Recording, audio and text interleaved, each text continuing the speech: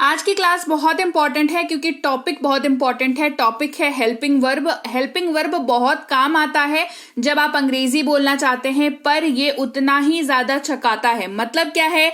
मतलब ये है कि इसको आप जितने भी तरीके से पढ़ो, नॉर्मली आप भूल जाते हो या समझ नहीं आता, तो बहुत आसान तरीके से मैं आज इसको कवर कराऊंगी। चलिए क्लास को शुरू करते हैं।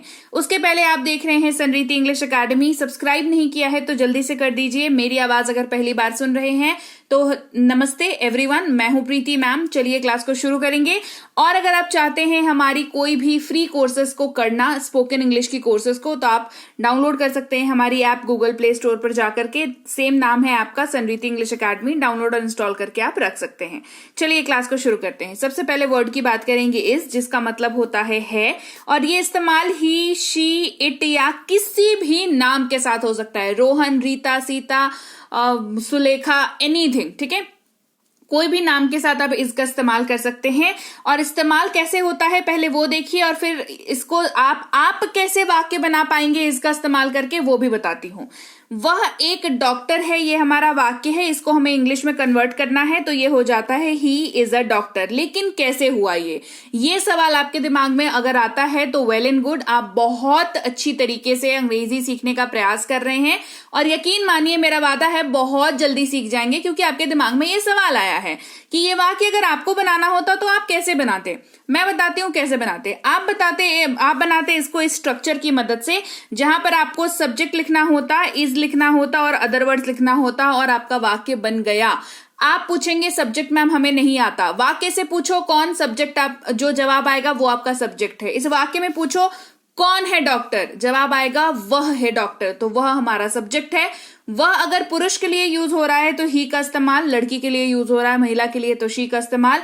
यहां पर ही जो है हमारा सब्जेक्ट है, और ही के साथ हम इज का यूज करते हैं। जैसा कि मैंने यहां बताया, ही के साथ इज का यूज होता है, तो ही के साथ इज का यूज हो गया। और बचा क्या? एक डॉक्टर और डॉक्टर। लीजिए स्ट्रक्चर के जरिए और इसके मदद से ये वाक्य हमारा बन गया।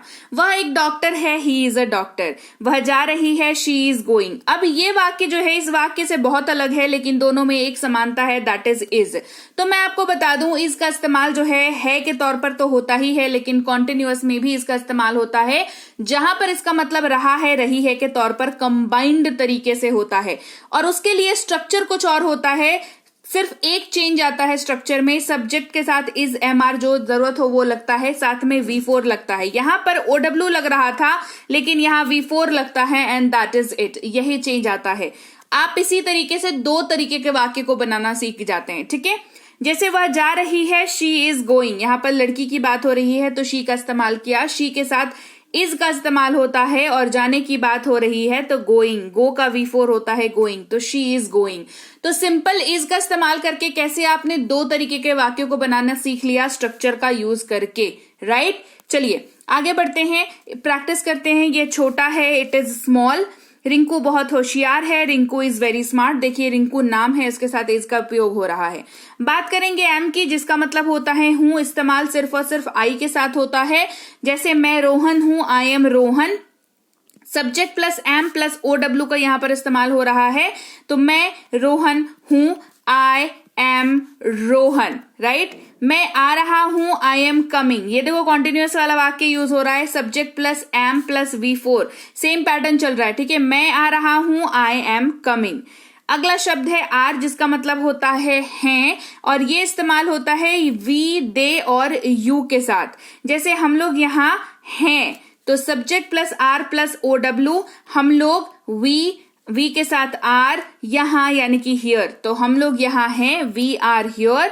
हम खाना बना रहे हैं, आप खाना बना रहे हैं, वी आर कुकिंग। ठीक है, आप खाना बना रहे हैं, यू आर कुकिंग। तो यहां पर आप यानी कि यू के साथ आर का इस्तेमाल होता है, और कुक का V4 होता है ING के साथ, कुकिंग। तो subject plus are plus V4, कुछ ऐसे ये इस्तेमाल हो रहा है। वे लापरवाह हैं, दे आर केयरलेस। अगला शब्द है हमारे पास विल, जिसका इस्तेमाल गा, गे, गी के तौर पर होता है, और विल का इस्तेमाल जो है फ्यूचर के साथ होता है। ठीक है, अब विल का इस्तेमाल आप किसी के भी साथ कर सकते हैं, तो आपको इसको अलग से याद रखने की जरूरत नहीं है। आप बस इतना याद रखिए, विल का इस्तेमाल आप किसी के भी साथ कर सकते हैं। कैसे करेंगे वो देखिए। अब वह जल्दी आएगी, she will come soon. Structure क्या फॉलो हो रहा है देख लीजिए, subject plus will plus V1 plus other words, right. तो शी विल कम सून, सून यहां पर अदर वर्ड्स है, कम का V1 कम ही होता है और आएगी लिखा हुआ है तो विल लगेगा, और लड़की की बात हो रही है तो शी लग गया, तो subject will V1 other words, ये इसका स्ट्रक्चर हुआ और उसके तहत ये बना शी विल कम सून। आगे बढ़ते हैं, मैं कभी नहीं बताऊंगा, आई विल नेवर टेल। अगला शब्द हमारे पास है वॉज, जिसका मतलब होता है था, थे, थी। मतलब ये वाक्य में यूज होता है उन वाक्यों में जिसमें था, थे, थी का इस्तेमाल हो रहा है। वॉज का इस्तेमाल आई, ही, शी, इट या किसी भी नाम के साथ आप कर सकते हैं। जैसे मैं जा रहा था, आई वॉज गोइंग। कैसे बना वाक्य, मैं जा रहा था तो मैं सब्जेक्ट आई हो गया, है ना। उसके बाद आई के साथ वॉज का इस्तेमाल हो रहा है क्योंकि था है वाक्य में, और जा रहा था गोइंग, V4, गो का V4 गोइंग, तो आई वॉज गोइंग। वह बहादुर था, ही वॉज ब्रेव। ये वाला कैसे बना, वह बहादुर था, वाक्य के अंत में था है, कौन बहादुर था, वह बहादुर था, तो वह हो गया ही सब्जेक्ट हमारा। उसके बाद था है तो वॉज लग गया यहां पर, और ब्रेव हमारा अदर वर्ड्स है, बहादुर, ही वॉज ब्रेव। वो घर में थी, शी वॉज एट होम। फिर है वर, जिसका इस्तेमाल होता है थे या थी के तौर पर, यानी कि जब वाक्य के अंत में आप थे या थी का इस्तेमाल कर रहे हो और वाक्य की शुरुआत यू, वी, दे से हो रही हो तो वर का इस्तेमाल हम करते हैं। हम जा रहे थे, we were going, subject plus were plus V4, subject plus were plus V4। Clear. इसके अलावा आप बहादुर थे, यू वर ब्रेव। आप, ठीक है, आप यहां पर यू यानी कि सब्जेक्ट, सब्जेक्ट के साथ वर, और बहादुर जो है वो ब्रेव, वो अदर वर्ड्स हो गया। ठीक है, वे घर पर थे, दे वर एट होम। अगला शब्द है डू, जिसका मतलब होता है करना या करो। करो जो है इस्तेमाल होता है डू के जगह पर जब आप सीधे सीधे इंस्ट्रक्शन देते हैं तब, और करना ऐसे नॉर्मली इसका मतलब होता है। डू का इस्तेमाल आप आई, यू, वी और दे के साथ कर सकते हैं आराम से। जैसे मैं अपना काम करता हूं, आई डू माई वर्क। कैसे बना, तो मैं जो है वो यहाँ पर सब्जेक्ट है, मैं के साथ यानी कि आई के साथ डू का इस्तेमाल होता है, तो डू को ले लिया, आई डू क्या करते हैं, अपना काम ना, यानी कि माई वर्क, तो ये हमारा अदर वर्ड्स हो गया, आई डू माई वर्क। आप बहुत अच्छा काम करते हैं, यू डू ग्रेट वर्क। फिर देखिए डज है, जिसका इस्तेमाल करता है या करती है के तौर पर होता है। क्यों, क्योंकि इसका इस्तेमाल ही, शी, इट या किसी भी नाम के साथ होता है।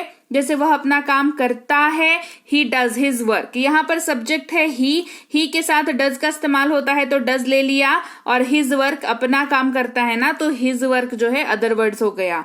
वह अपना होमवर्क करती है, शी डज हर होमवर्क। फिर हमारे पास है डिड, इसका इस्तेमाल पास्ट में होता है जहां पर कोई काम जो किया जा चुका है, किया, ठीक है, किया ऐसे यूज कर रहे हैं वाक्य में। इस्तेमाल इसका सबके साथ होता है तो अलग से याद रखने की जरूरत नहीं पड़ेगी। जैसे उसने अपना काम किया, he did his work. Subject है यहाँ पर ही, इसके साथ डिड क्योंकि काम किया, और his work, he did his work. उसने अपना होमवर्क कर लिया, she did her homework, she did her homework. फिर देखिए हैव का इस्तेमाल जो है हम किसके साथ करते हैं वो जान लीजिए। आई, यू, वी, दे के साथ हैव का इस्तेमाल करते हैं, और हैव का इस्तेमाल कुल 2 तरीकों से होता है। सबसे पहला तरीका, जब आप कहना चाहते हो रखना या पास होना के तौर पर किसी वाक्य में इस्तेमाल कर रहे हो, तो subject plus have plus object, simple इसी स्ट्रक्चर से बनेगा वाक्य। मेरे पास एक कार है, आई हैव अ कार। उनके पास एक बड़ा घर है, they have a big house. हमारे पास कोई चारा नहीं है, we have no choice. I subject है, हैव लगा, ये ऑब्जेक्ट है। दे सब्जेक्ट है, हैव लगा, अ बिग हाउस ऑब्जेक्ट है। वी सब्जेक्ट है, ये हैव लगा, और नो चॉइस जो है हमारा ऑब्जेक्ट है। तो इसी स्ट्रक्चर के जरिए हमारा सारा का सारा वाक्य बन गया।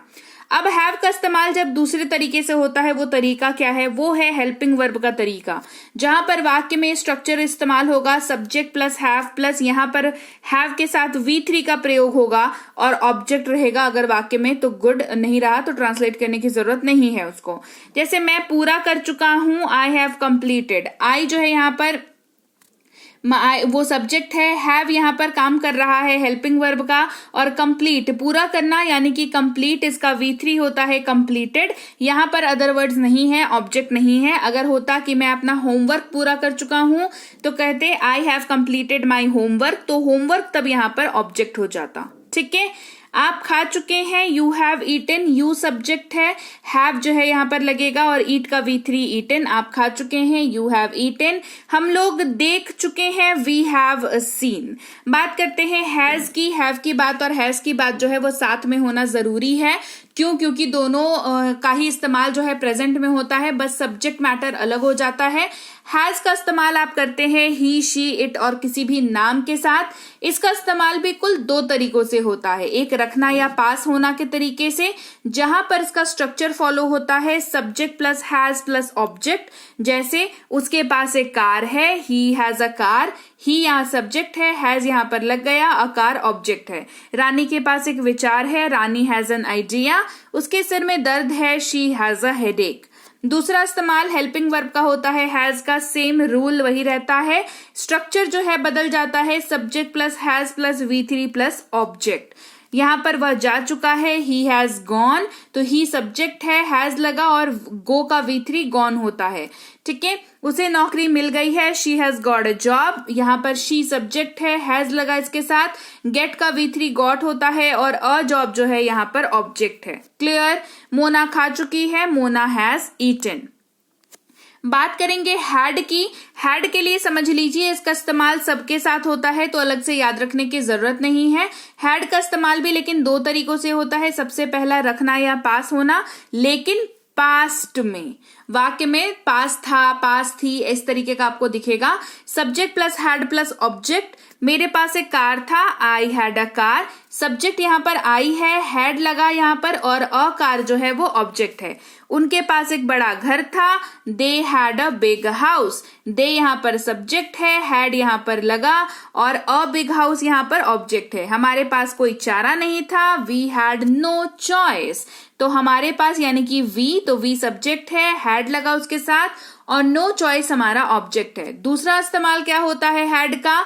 हेल्पिंग वर्ब के तौर पर हमारा दूसरा इस्तेमाल होता है हैड का, जहां पर रूल तो सेम रहता है कि I, you, we, they, he, she, it और किसी भी नाम के साथ हैड का यूज होता है। स्ट्रक्चर बदल जाता है, स्ट्रक्चर हो जाता है subject plus had plus V3 plus object.